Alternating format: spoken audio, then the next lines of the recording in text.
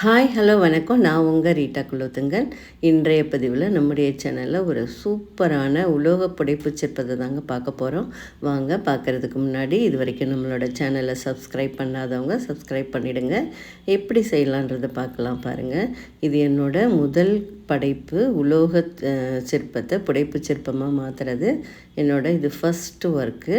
Traditional அன்னப்பறவையை தேர்ந்தெடுத்தங்க. அந்த ஷீட்டுக்கு தேவையான சைஸில் படத்தை எடுத்துக்கிட்டு அது இந்த ஷீட்டு மேலே ஒட்டிட்டேன். ஒரு 1 டே கழித்து ஃபுல்லாக டிசைன் ஃபுல்லாக டாட் போட்டுட்டு நல்லா எம்போசிங் ப்ராசஸ் எல்லாம் முடித்து ஃபயர் பண்ணி எல்லாமே நம்மளோட கைகளால் தாங்க. எந்தவித மிஷினும் இல்லை.